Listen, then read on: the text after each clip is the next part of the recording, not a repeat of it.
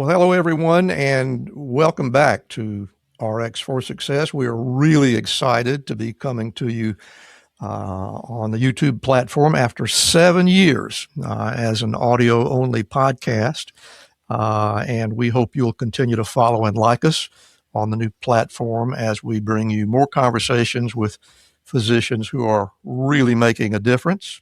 My guest today is just such a person. We're going to say hello to Dr. Cindy Van Praag. Did I say your name correctly? Is it Van Praag? You did. Perfect. You did, yes. Didn't know if it was Van Praag or Van Praag, but in any case, welcome.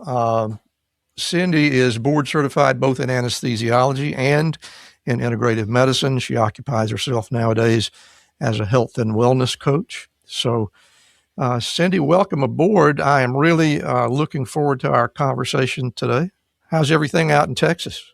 Oh, it's a little damp, but we're doing fine out in Texas. Yeah. Thank you so much for the introduction. We'll both be suffering under the insufferable heat pretty soon. So the cool weather probably is a welcome thing for you.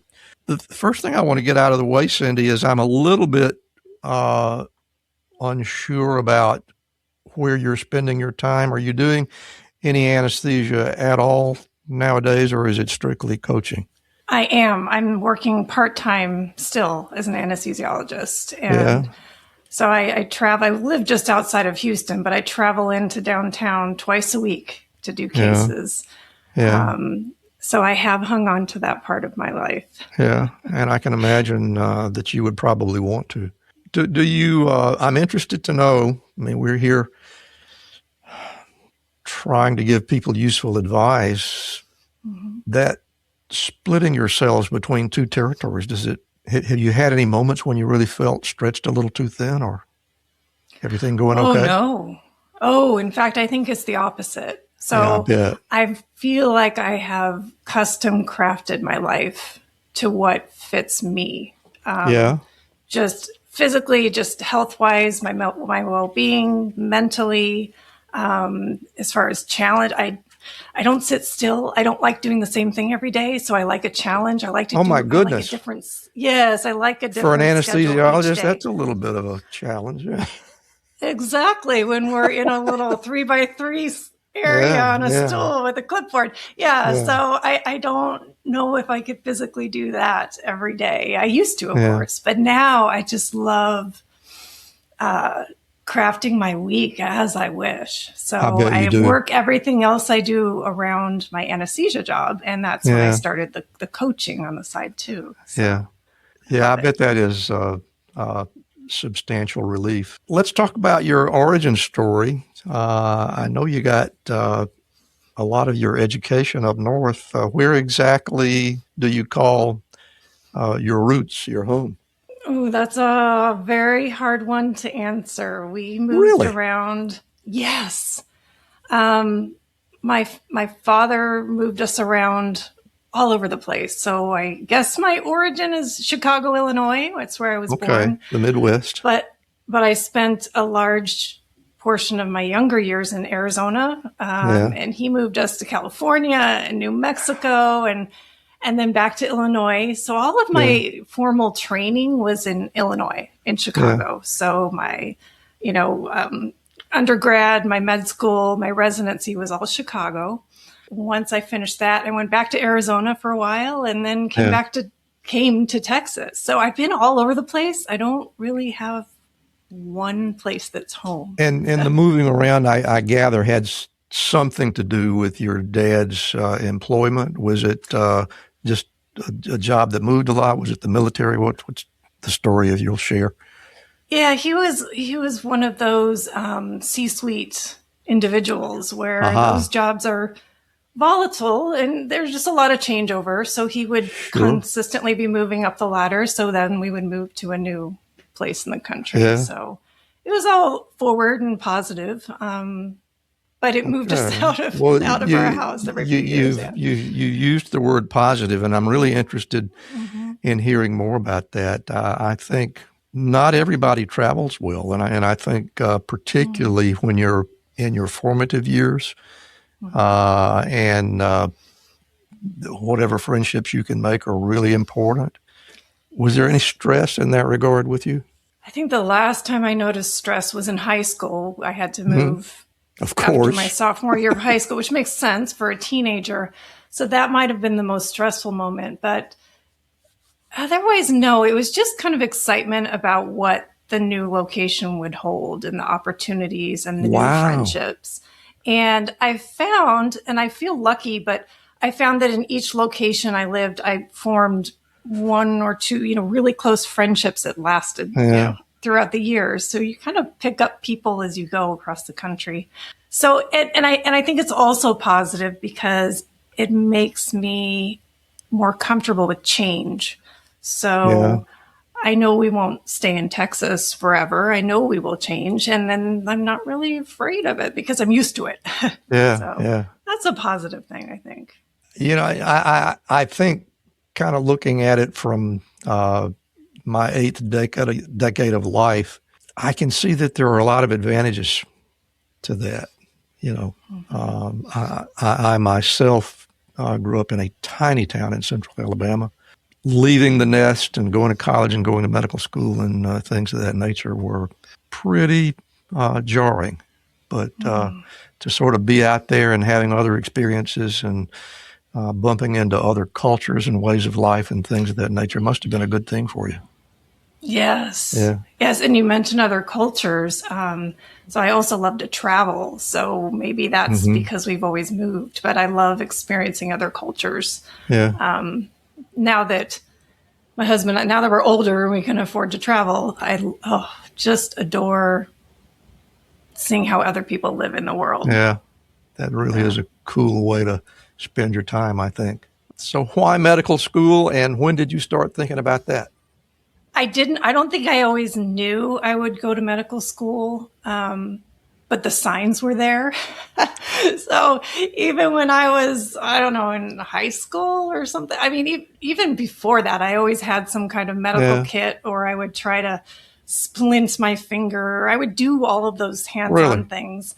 Yeah. I've always been a science nerd. And I recall, in fact, I have a book on the bookshelf behind me. It's called Diseases. And that was, I don't know how it landed in my lap, but that was my favorite book. And I read every page and tried to memorize every disease and what caused it and how do you fix it and just all the information. This is way back in the 80s, right? So it was a book that I just treasured, and I still have it. And that's when I should have known I was going to be a doctor, but I didn't. And then you fast forward to undergrad. I don't think I decided to go to medical school until at least a sophomore or junior year of college, which is a little bit behind the eight ball. It's a little unusual, later, but not unheard of. Later. Yeah. So I had a career counselor at school that really encouraged me. I can remember to this day sitting across from him and at his desk. And I was saying something like, I'm too late. Everybody else is already applying to medical school. I can't do that. What else should I do? And he said, what? He said, no, you absolutely should apply to medical school. And it was that meeting on that day that I can still remember so crystal clear that I said, okay, yeah, you know what? I'm going to go for it. And it kind of pushed me about a year behind all my colleagues, but that's okay. I still applied. I did all the prerequisites. Nothing wrong with that. Got in. Yeah. So, nothing wrong with it. No. Yeah. I'm always interested in what the feeling was when you got there. We all have preconceived notions of what we're about to do. Sometimes it matches with reality. Sometimes it does not. So how about you? What was it like? I guess all my memories come in snapshots, but I couldn't believe that that I got into med school and that's what I was going to do. Even when I was there and I met my roommate and we were moving in, I said, I will not believe it until we sit down in the first class and I take my first note. Why was that surprising for you? I don't know. I just felt like it was such good fortune and it just didn't feel real. Yeah. It felt like such a big accomplishment and it just... Well, it is a big accomplishment. Good question. I just didn't accept it until we sat down in that first class. And then I'm like, okay, I made it. Now let's do this. So you're in the basic science years, which I doubt that very few people in medical school are excited about basic sciences. What kind of effect did it have on you?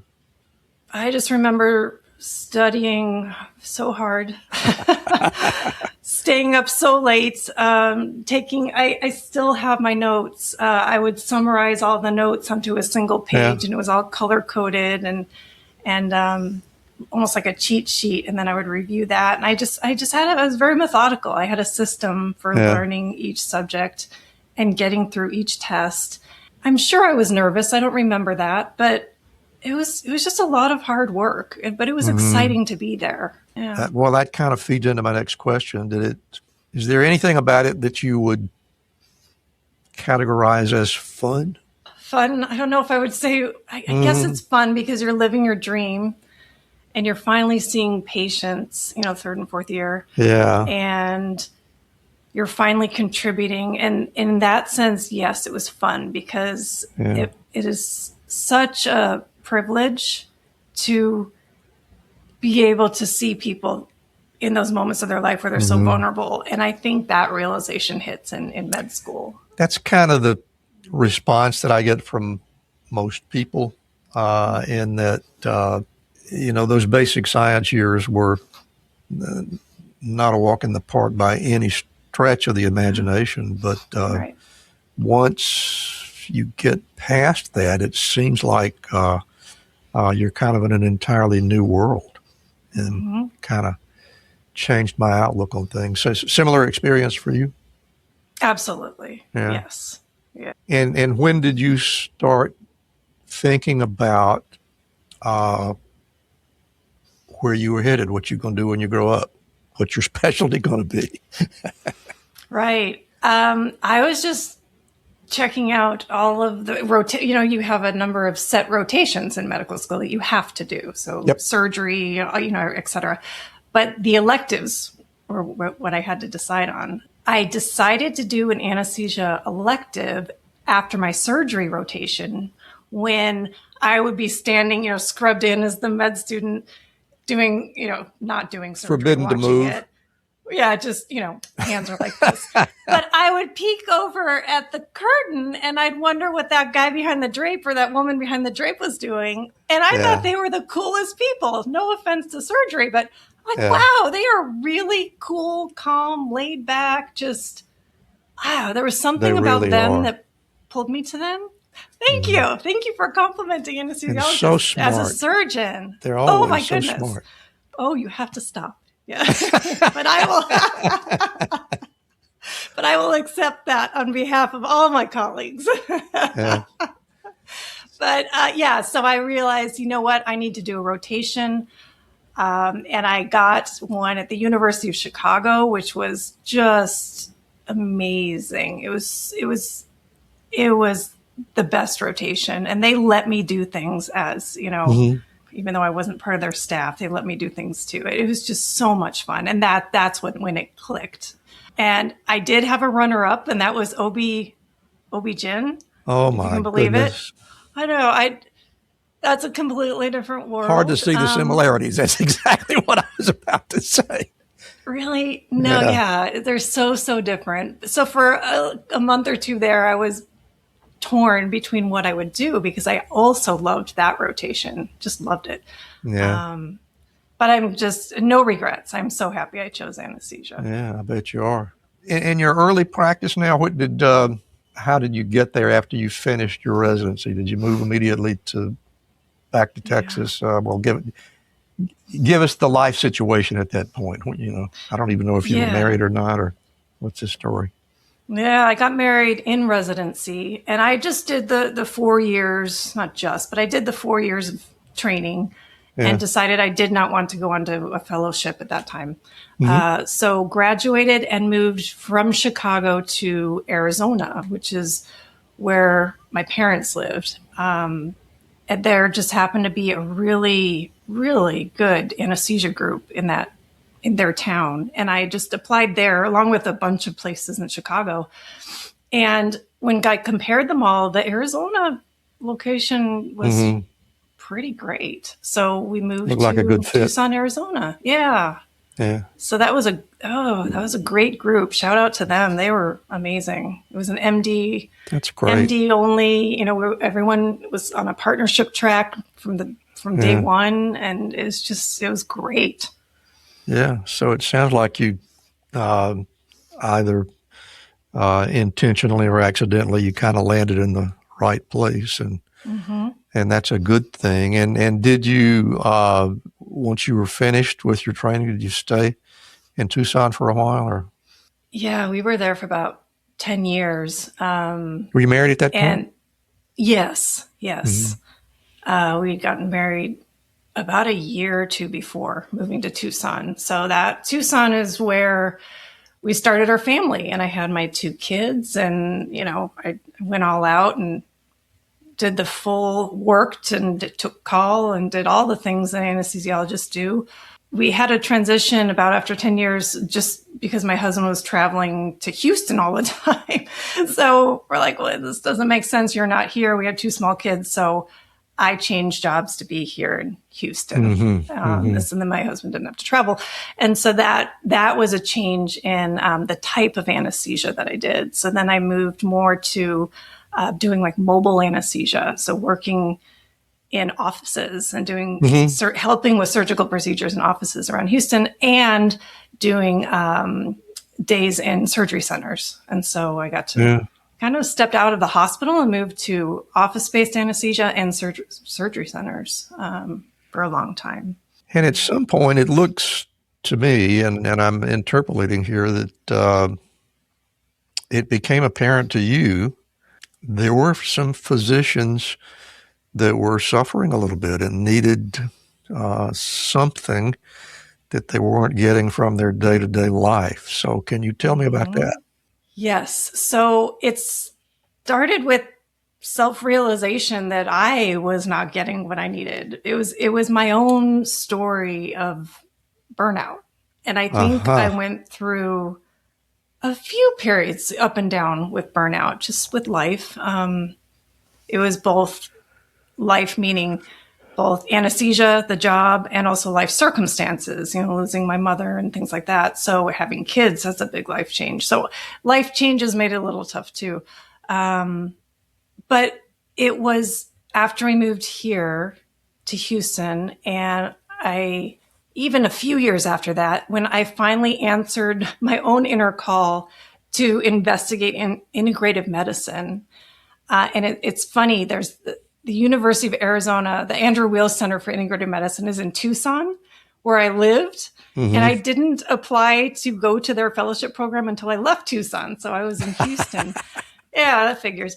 But so my big life change was deciding to do that fellowship, which was 2 years, and it was mostly online, asynchronous.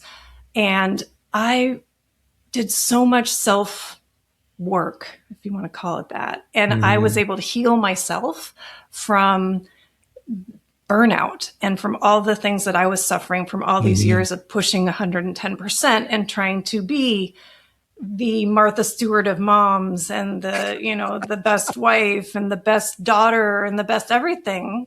And I was succeeding for a while, but I you can't run all burners for years and years. So that period, I feel like I'm rambling, but that period of my life of learning integrative medicine really helped me heal.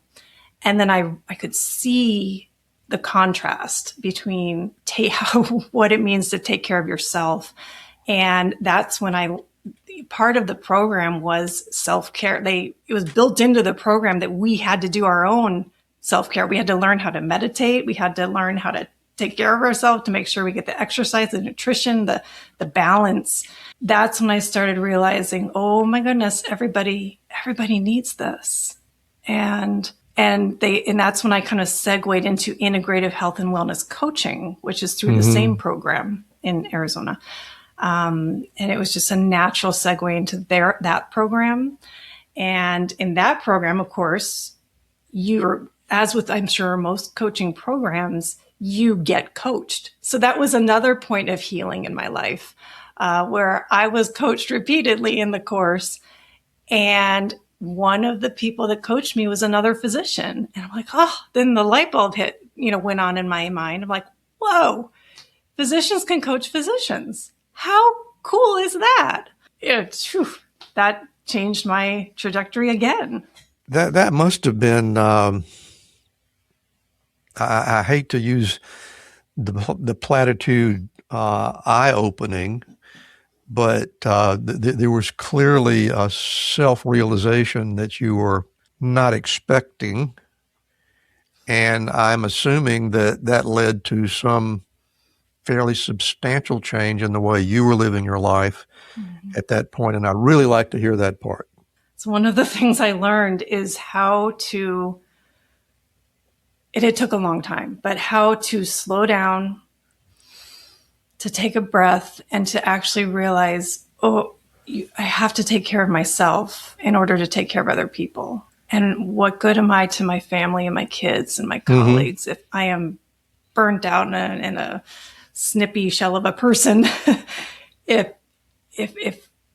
I can't take care of myself. So that was and that I learned how to do that through many techniques. I think the best one for me was meditation, because that forces you to slow down and you can ease into it. So I started with really short meditations, so maybe just a couple minutes or maybe just a little bit of breath work. And I still meditate to this day, but I don't do these grand, 60-minute meditations. It's maybe just up to 15 minutes. It doesn't take long. And so that was the biggest turning point for me, was slowing down, taking a breath, and changing my focus. Yeah. That was step one. In the process of this slowing down, was there any pushback from anyone or any place? Things like, well, what do you mean you can only do so many hours and this sort of thing?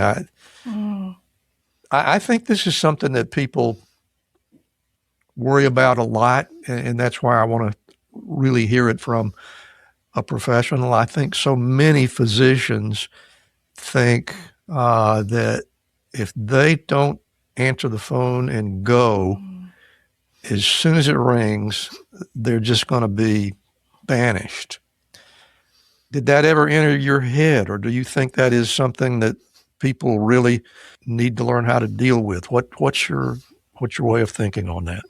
Two things come to mind. The first thing, very briefly, was my own internal pushback, but that's a whole nother conversation. But to answer your question more directly, the second thing is, yes, there were the external forces against me slowing down. So when I was learning this, I happened to be building, I co-founded a business, and we were building from ground level up. It was a brick and mortar business with a partner. And as you can imagine, as an entrepreneur, that takes every waking hour of your week. So to take time for myself meant to take away from that business, and it meant to say no. And that was very difficult because patients were expecting an answer. If they left a voicemail, they wanted to hear from you. I'm talking about on the weekends. And I would respond. And I had to learn how to push back against that by setting more clear boundaries, not doing it, being very clear, and for even just with the voicemail saying, well, if it's after business hours, we will, just very clear, matter of fact, we will reply by such and such a time at the next business hour. And so then on the weekend, when I would see a message come in, I would know that they heard that. And that was my new boundary. And then it gave myself a little freedom to not feel like I had to reply. And I did learn to follow those boundaries. And they're more than just that one example. But, I think that other people respect you more for that. I would like to think that the patients respect that I, as a physician, was taking time for myself, for my family, and not being available 24/7. And I say that because some patients did reply like that. They said, "Oh no, you need to take care of you." And I'm so glad to hear that. And they would be very supportive. So my interpretation is people respect that when you have patients respect that when you have those boundaries too. So that allows you the space and the time to take care of yourself. Yeah. Is this the period where you were about to establish this business? I think it is the Spring Center of Hope. Mm-hmm. Well, tell us what the Spring Center of Hope is and how you built it and what you've done with it and what it does for people. So that I had a friend and business partner, and we decided to open Spring Center of Hope, which is a ketamine infusion therapy business in the north part of Houston. And we opened that. Fascinated with that. You are? I am because I think some people, not all by any stretch of the imagination, when they think about integrative medicine and counseling and conversation and take care of yourself and that sort of thing, they're inclined to think, well, now some people really need more than a conversation. But you clearly recognized that there was a pharmaceutical solution to some things that was worth following. So just tell me some more about that. I apologize for the interruptions, but I'm fascinated. No. And just to backstep a little bit, integrative medicine does definitely support allopathic medicine. It definitely supports pharmaceutical intervention when necessary, of course.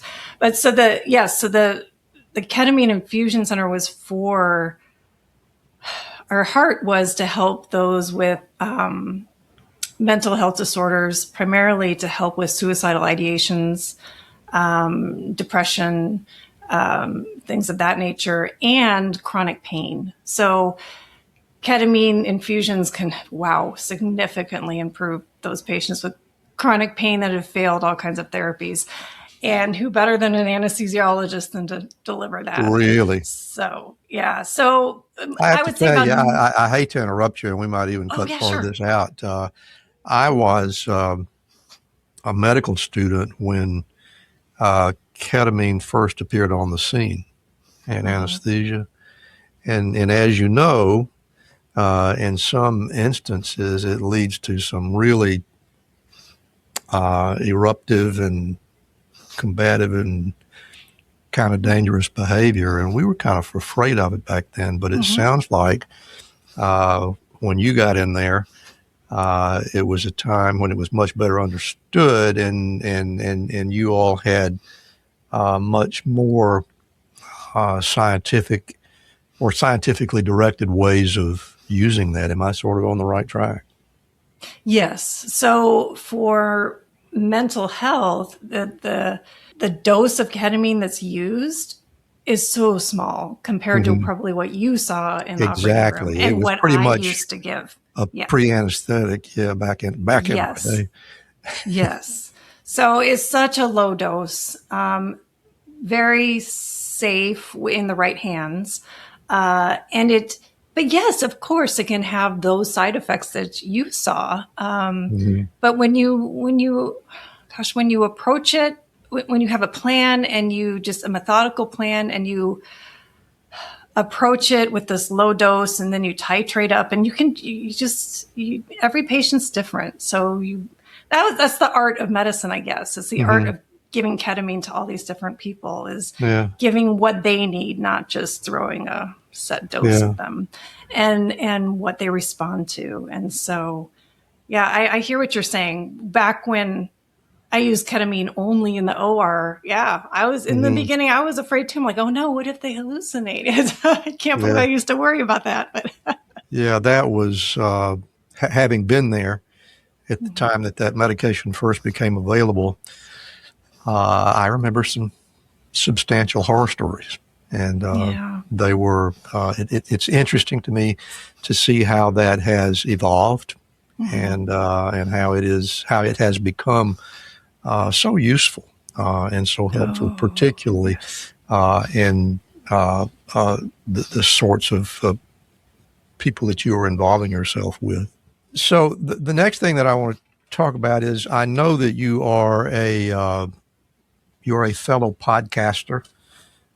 You've got lots of episodes out there, and I'd like to hear where you've got the inspiration to get into the podcasting world, and just tell the audience a little bit about what's there if they're interested in hearing what you have to say.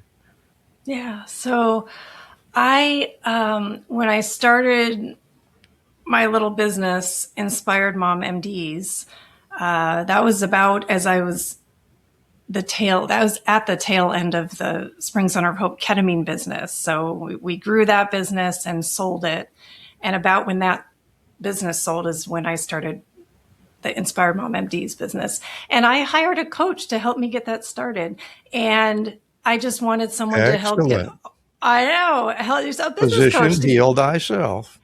Right. So I learned the value of coaching, and so she is the one who introduced me to podcasting. And she said, "Have you thought about podcasting?" And I said, "Well, yeah, they're great, but I wouldn't do it." So I don't have the voice for that. Why would I want to do that? She said, "Just think about it." And so anyway, long story short, of course I did it. And so she helped me set up, my first several episodes and kind of taught me a process to springboard me into podcasting. And that's how it started about 2 years ago. And the purpose of the podcast is just really to get my voice out there, even though I don't think it's perfect, but it's so that people can hear me, and now see me because I'm also doing video podcasts, and just get to know who I am and see my energy, and I can inspire them. And I just want to share some of these really cool facts that I've learned and just throw it out in the universe, and whoever can hear it and whoever wants to pick up on it and use it, that's all I want. It's just someone to say, "Hey, that's me. Oh yeah. Oh, that helps." And that's it. Just to share. One could get the impression that this podcast is kind of just for women. Would you like to dispel that or not? Well, it really, it says that, yeah. So the target audience is physician moms, and I narrowed, with the advice of my coach, I narrowed down my audience to very narrow to physician moms because I felt like I could speak that language. And so that's why I picked that audience. But I have honestly had other people just say, you don't have to be a physician or a mom to get something out of these episodes, because they apply to all human beings. We're all human beings. We all have the same. That's exactly what I wanted to hear you say, issues. Because it's so true. Yeah. And I kind of learned things from the people that I speak to on this podcast. Are you seeing some of the same things? Yes. So I have transitioned over to more of an interview style, and I'm very excited about having people on my podcast and just getting into their minds.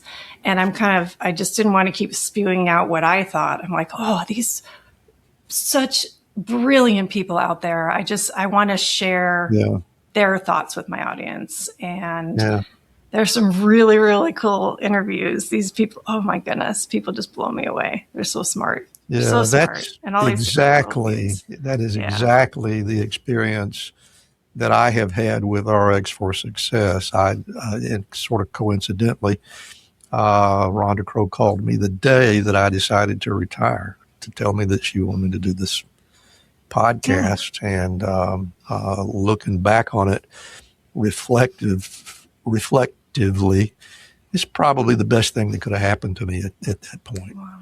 Because I was going to be walking away from having every moment of my life filled with something at the bedside, and I would have been suddenly down to zero. That's not good for anybody. So I gather you're going to continue to do the podcast. I would like to, yes. As long as I have guests, I will keep talking. Well, I'm sure there will always be guests. Yeah. Cindy, this has been a lot of fun. I tell a lot of my guests that I could go on for hours and hours, but the problem is as you are probably already aware, it's hard to hold a podcast listener for more than about 30 or 40 minutes. Mm-hmm. So I'm going to segue us into the best part of the show, or at least the part that I like the best. And I'm going to close my mic, and audience, Dr. Cindy Van Praag is going to share her personal prescriptions for success. So one of my favorite questions in interviews is when the host asks, what would you tell your younger self? I ask that a lot. What wisdom would you offer to make her life just a little bit better? So today I want to answer that, and for myself. So I'm thinking of myself about 10 years ago. My kids were 7 and 8. I was working 6 days a week, and I was still trying to do all the things that felt important, both at work and at home. And if I could sit down with myself 10 years ago, I would tell her 3 things. First, focus on what matters most, because there will be days that feel stacked with demands, days when everything seems important, maybe is important, and yet there's no human way to do it all. And this is especially true in medicine, right? When you've made 100 decisions before noon and you're responsible for patients and for outcomes and for doing everything just right, even the smallest decisions later in the day can feel overwhelming because decision fatigue is real. So for those moments, I would say, pause, stop pushing, and ask yourself, what matters most right now? Is it doing the extra hour of work? Is it going to bed early because you're exhausted? Is it sitting down to help your kid with their homework?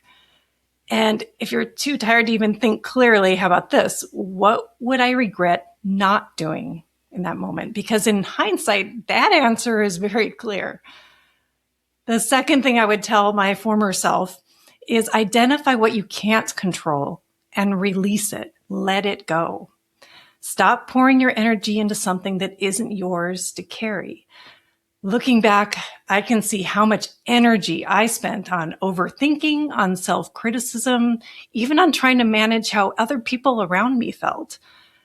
And I think as a physician, this can be especially hard because you're trained to anticipate problems, to stay one step ahead, to carry the responsibility.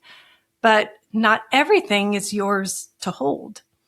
Imagine redirecting that energy back into what you can control, like your words, your tone of voice, your decisions, and your actions.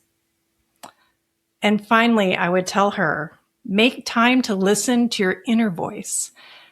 One of the quiet gifts of getting older is perspective. And with time comes wisdom, instinct, and what I would call intuition. These things guide you almost in a whisper. And in this noisy world that's constantly telling you what to do and how to be and what success should look like, it takes intention to hear that whisper. That voice is also deeply personal. It's informed by your values and your experiences and your life. And I would argue it's more trustworthy than anything external. In medicine, you're trained to rely on data and protocols and external validation, but you're not trained how to care for yourself with that same level of attention. So set aside intentional time to listen inward, to trust that internal knowing alongside everything you've been taught. And that's where a different kind of clarity begins. So if I could talk to my past self, I wouldn't try to rewrite history, although that's tempting, but I would gently guide her on focusing on what matters most, releasing what she can't control, and listening maybe more often to her inner voice. Because sometimes success isn't about just doing more. It's about being more intentional with what you already have. And back to you, Randy. That is some really good advice. I've got focus on what matters. Mm-hmm. Very important. Identify what you can control and what you can't control. It's a big one for me. Mm-hmm. And listen to your inner voice. How wise you are. I'm very impressed. And it's been a lot of fun for me to have a conversation with you today. Before we go away, I want to give you an opportunity to tell our audience where you can be found. So if you want to share websites and Facebook pages or whatever you have where you might be found, please share it now. The easiest way to reach me is on LinkedIn, just with my name, Cindy Van Praag. And my website is inspiredmommds.com. And you can find everything there, the podcast and information. And it's a very impressive website, I might add. So thank you. I've thumbed through it a bit myself. So Dr. Cindy Van Praag, it's been a pleasure speaking with you today, and I thank you so much for being with us on Prescriptions for Success. It's been an honor to be here. Thank you. Thank you so much for joining us today. We really hope you enjoyed the show, and if you did, please help us reach more viewers by giving us a rating, a thumbs up, or better yet, a subscribe. By the way, we'd love to hear directly from you through info@mdcoaches.com. Please also consider becoming a Patreon member. That link is in the show notes. And we hope you'll follow our companion videocast, Life-Changing Moments with Dr. Dale Waxman, right here in this stream. Special thanks to our producer, Craig Clausen, our promotions manager, Mariana Rodabaugh, and to Ryan Jones, who composed and performs our theme music. And remember, be sure to fill your prescription for success with my next episode.